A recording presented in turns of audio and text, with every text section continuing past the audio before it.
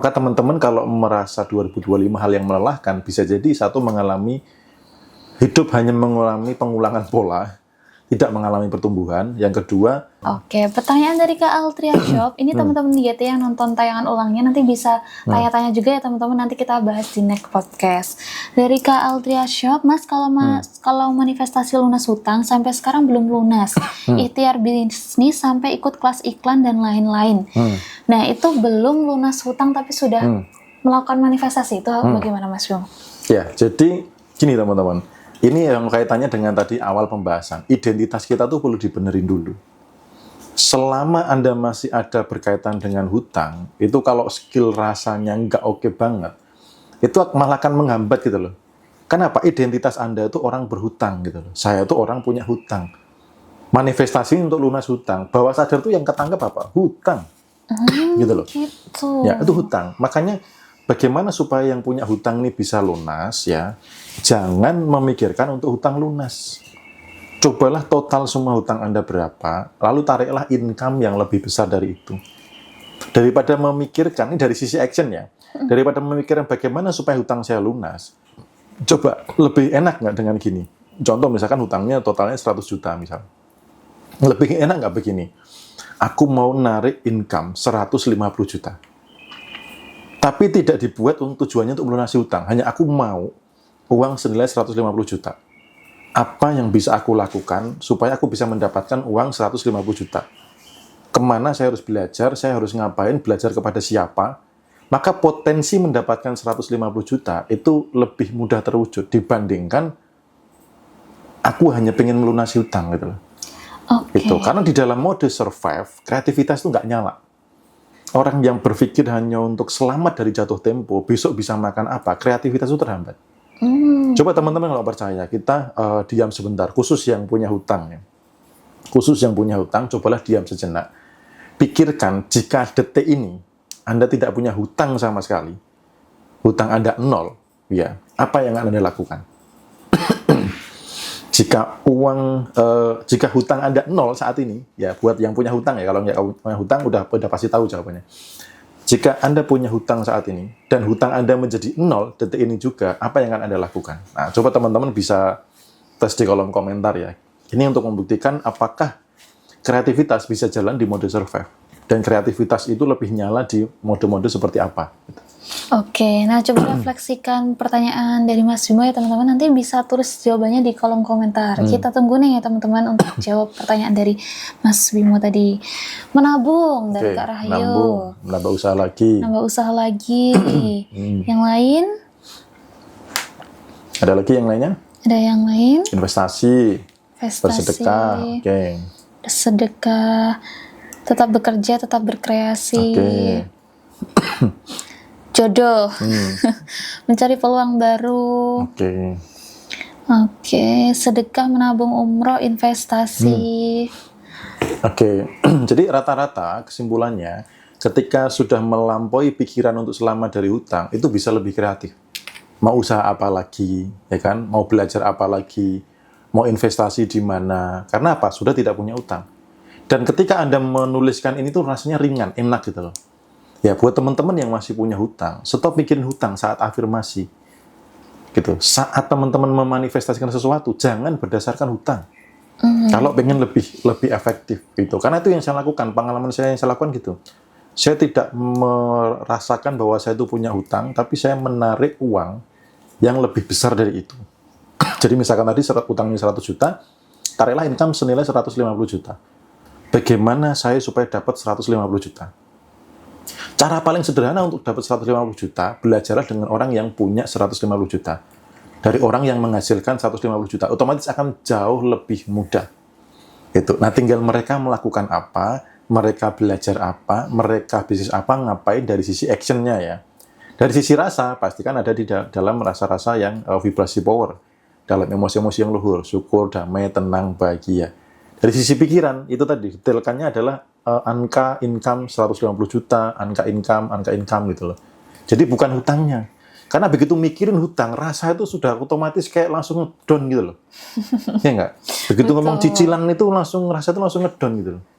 Nah kalau rasanya sudah ngedon di vibrasi force, pikirannya negatif, kadang kalau actionnya nggak seberapa akan jadi negatif. Kalau sudah action maksimal, kayaknya udah babak belur, tapi hasilnya nggak maksimal gitu. Karena tiganya nggak sinkron, gitu loh. Yang ngoyo hanya di action, tapi pikirannya masih mikirin utang, rasanya masih rasa kekurangan. Actionnya kerja keras supaya lunas utang. Ini yang membuat orang-orang nggak bisa lepas dari utang. Itu babak belur, ya betul. Jadi kayak gitu teman-teman. Maka buat yang masih punya hutang, ya kalau mau pakai cara saya dulu bebas hutang adalah saya stop memikirkan hutang. Saya mau uang berapa? Rasanya punya uang seperti itu bagaimana? Actionnya saya belajar dari orang atau sebuah sistem yang bisa menghasilkan senilai angka itu. Maka untuk mencapai itu lebih mudah. Tidak peduli kondisi apapun sekarang. Ya jangan melihat kondisi sekarang. Kita mau melihat ke depan, mau bagaimana, kemana, menghasilkan seberapa, dengan rasa yang seperti apa gitu.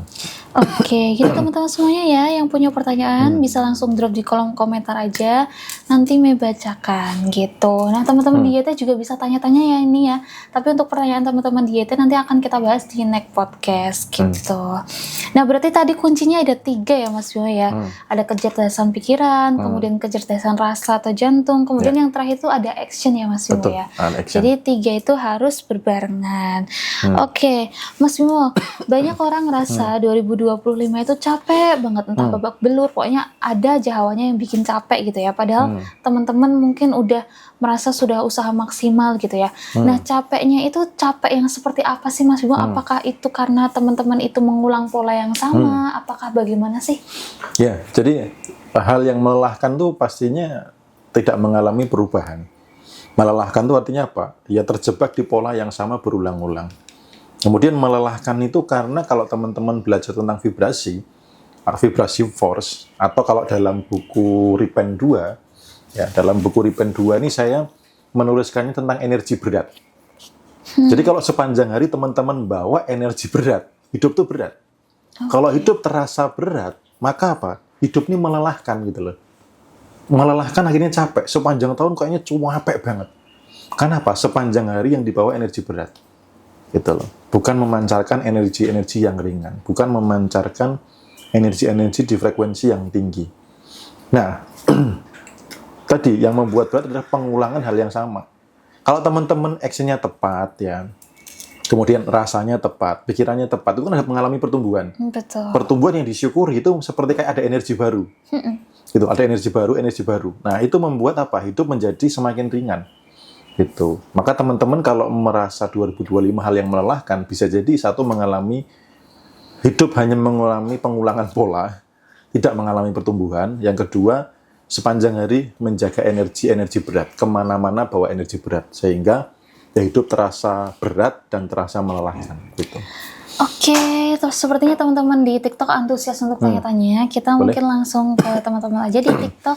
Ada dari Kak Evi, Mas gimana manifestasi supaya suami nggak pelit, nggak perhitungan ke istri sedangkan income-nya cukup?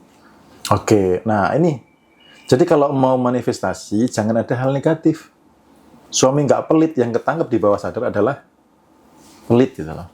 Oh. Ya, gitu. Nah, terus kemudian ada law of vibration.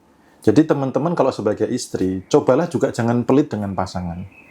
Jangan pelit perhatian, jangan pelit kasih sayang, jangan pelit pujian, support gitu ya.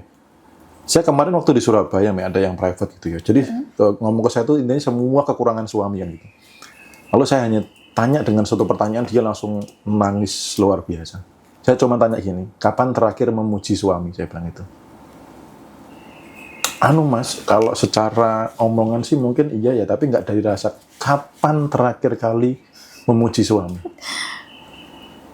Sebenarnya dia itu baik gitu dan lain sebagainya. Kadang berharap suaminya itu nggak pelit gitu, atau apa ya bahasanya biar bagus apa nggak pelit itu? Apa mainnya? Royal ya. Nah, pengen suaminya royal, tapi Anda pelit gitu sama suami.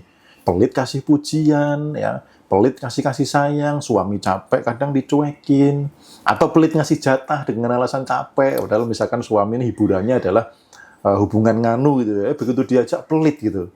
Tapi berharap suami itu kayak ATM berjalan gitu, kalau bisa segera ya udah masuk dan sebagainya. Nah, Ini rumah tangga tuh harus timbal balik, teman-teman. Ya, kalau Anda pengen suami Anda royal, Anda juga harus royal dengan suami. Bukan selalu dalam uang ya. Apalagi kalau misalkan Anda di rumah tidak menghasilkan income, nggak harus dengan uang. Tapi royal dalam hal memberikan support, memberikan kepercayaan, memberikan kasih sayang, gitu, memberikan pujian. Nanti cek.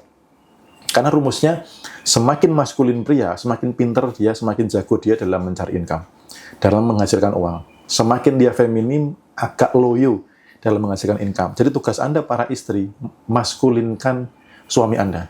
Karena naluri seorang maskulin tidak akan membiarkan si feminim menderita, si feminim kelaparan, kecapean, atau tidak bahagia.